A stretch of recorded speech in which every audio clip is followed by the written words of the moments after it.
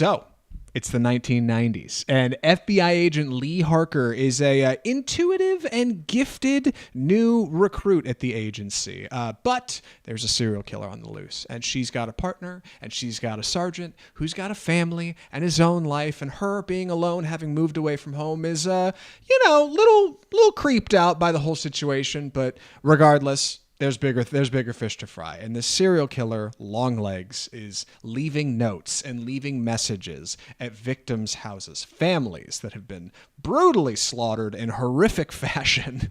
But evidently, Longlegs is never at the scene of the crime. There's no DNA evidence. There's no hair. All the doors are locked. Like, it just seems like he's like a ghost. Somehow these notes are appearing on specific days over specific years, but nobody can track the guy down. So Lee Harker sets to it, right? And her and her partner are going out and looking for who we hope will be Longlegs. It is a creepy feature out of Neon and Osgood Perkins, who of course formerly directed The Black Coat's Daughter and Gretel and Hansel, which we covered here on the show. It's had a very subversive marketing campaign. There's got a lot of people very excited, and I'm very excited to talk about it with you. Andy, what did you think of Longlegs? So I've been looking forward to this all year, all summer, really hyped about it. And I really enjoyed this. There's been a lot of complaints about people thinking it was overhyped and kind of overhyped.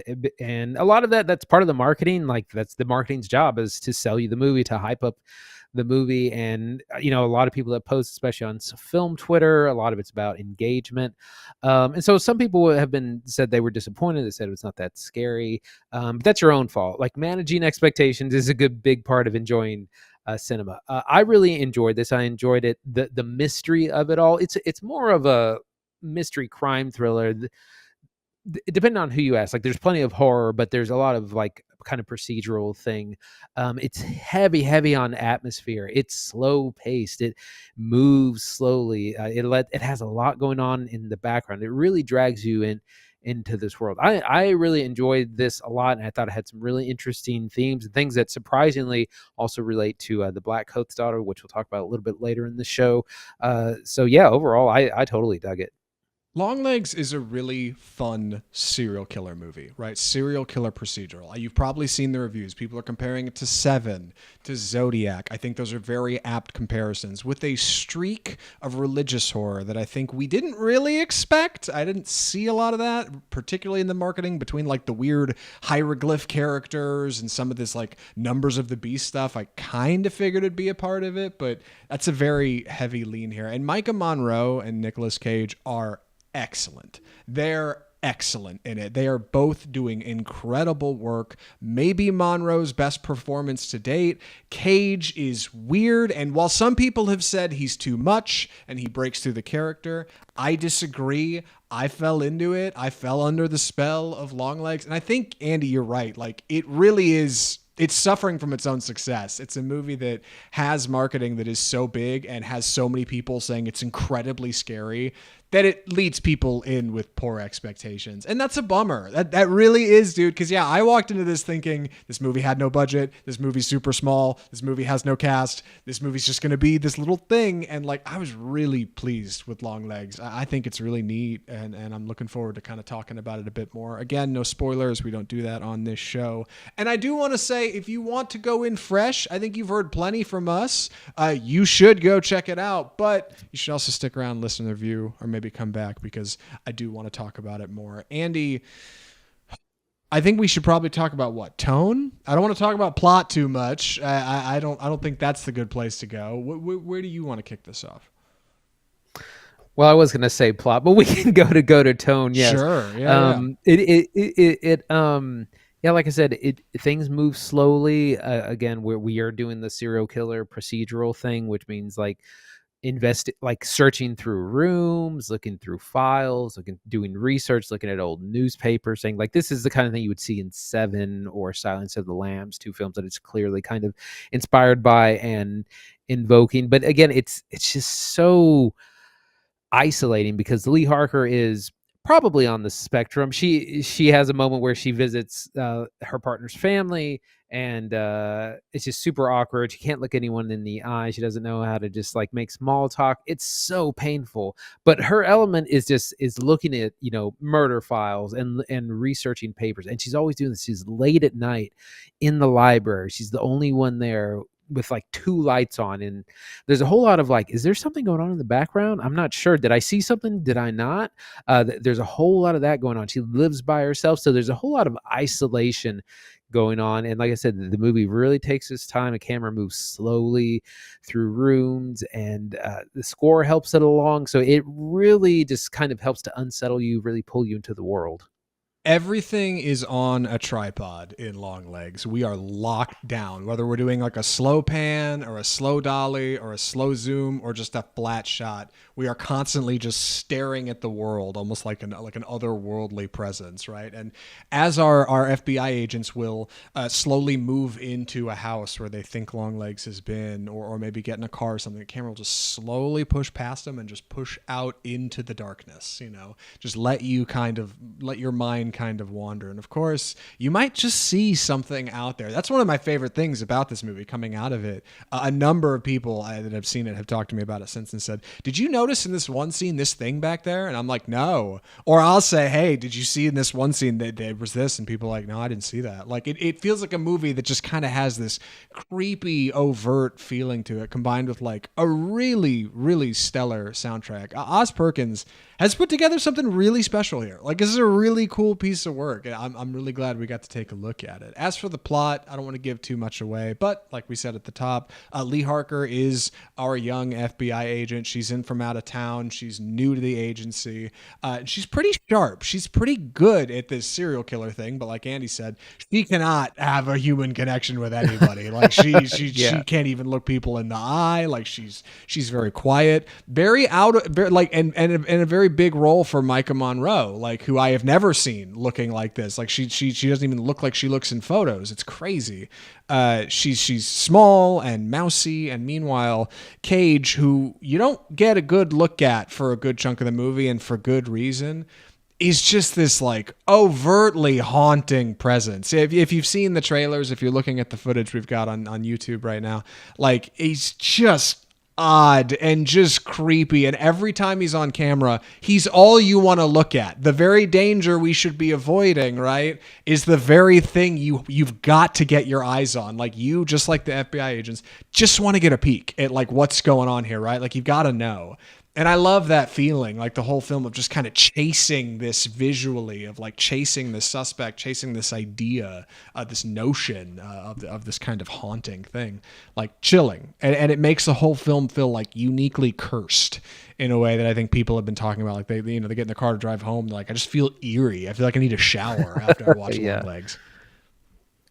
Yeah, the I've seen a lot of that too, where people are saying, "I think I'm cursed from having watched this." I wanted to touch on plot just a little bit as well. So, one interesting thing is that these series of murders that they're chasing have taken place over a very long time. The movie takes place in the 90s, but there are a series of murders going back to the 60s, the 70s, the 80s. So it's a very long time that they've been tracking, trying to find this killer. And one thing that was not obvious in the marketing, but I think is fair to touch on because it happens very early on, is there's a little bit of a supernatural element to what's going on. It's not simply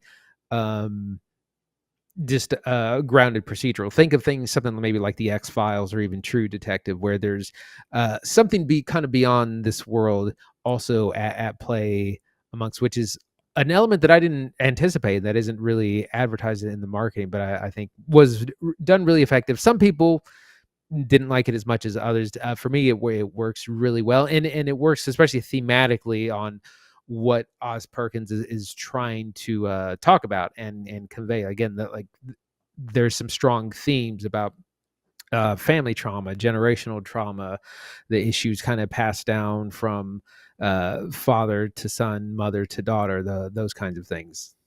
To start wrapping up my thoughts, I want to talk about production design. This movie is set in the 90s, but it may not be quite the 90s you remember. This small town where things are happening is eerie, and it's always cloudy, and every room they're in is dusty, and every light is a soft white, that kind of like orange glow, like the world of Longlegs is eerie, and our wood paneled walls and our shag carpet interiors do not make us feel any more comfortable. In fact, it's probably worse. And it all makes for really intense backdrop, whether we've got Lee Harker like in the FBI office laying out photos on the ground of like horrific murder scenes, right? Like the kind of stuff that like honestly is only ever best cooked up in the world of film. Being able to watch this and lean back and go, thank God those aren't all real is nice, because they sure look real. They sure do. They're uniquely chilling. Or if she's at the library and it's 1 a.m. and she's like looking through old newsreels, right? She looks over her shoulder and feels like she hears something between the stacks.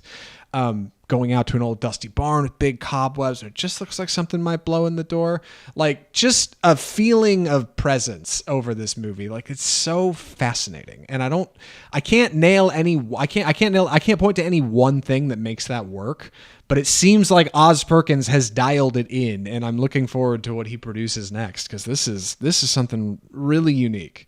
And I say that having watched a lot of movies for this damn show. Yes, and that's one thing I can say from The Blackcoat's Daughter, which that came out in 2015 and it's a smaller film. It's probably has a much smaller budget, and there's huge amounts of growth between that movie and this one. And yes, he's done a film in between and some other projects, so it's not like he's just jumped and that was 9 years ago. But it is refreshing to see a director grow from film to film, because then that makes you excited for what is coming next. One more quick question before final thoughts, Andy. I did want to ask, and this is silly. I probably should have just asked this before the show, but people are listening. Why not? We'll just get it out here. Do you think he's better served going by Osgood Perkins or Oz Perkins? Because IMDb has him formally listed as Oz Perkins through his bit of an acting career. He was in Legally Blonde and actually was in Nope as the director of that first commercial that OJ is trying to shoot with the horse. Yeah. But now in this film, he's labeling himself as Osgood Perkins, and that seems to be his kind of directorial streak. We've got him as Osgood in the show notes. But I don't know. What do you say? What's tomato? The poster says Osgood Perkins, so that's what I would. GG Osgood Perkins. Andy, would you recommend Longlegs? Yeah, I absolutely would, especially for you horror fans who have been anticipating it in this. It's moody, it's atmospheric. It's only 100 minutes. It's not super long. It's very efficient. Great performances from Maika Monroe and Nicolas Cage. I really like this. I want to see it again. I think there's a lot to pick up on second viewing. I think it's important to temper your expectations and not get caught up in hype and overhype. Everyone who's been disappointed has been disappointed because they went in with unrealistic expectations, which is your own fault. So go in with realistic expectations, and I promise you'll have a good time. I can't wait to see this a second time. I almost went the very next day, but I thought, no, let it sit and simmer a little bit, and then I'll revisit it in a week or so. While it may not be the scariest movie of all time, Longlegs is eerie, man. It's really cool. Please go see it in the theater. It rocks. I think it's weird. Don't watch it on. I mean, when it comes to a small screen, obviously you should check it out there, but like best experience, big screen, big sound. It is big presentation. It is big vibes. It is totally worth 90 minutes of it. It's fast. God, it's fast. It's a fast movie. It's a quick burn. Go check out Longlegs. You won't be disappointed, at least not in our opinion. And with that, we should move on to our next segment. Andy, what do we call this? It's time for the trailer park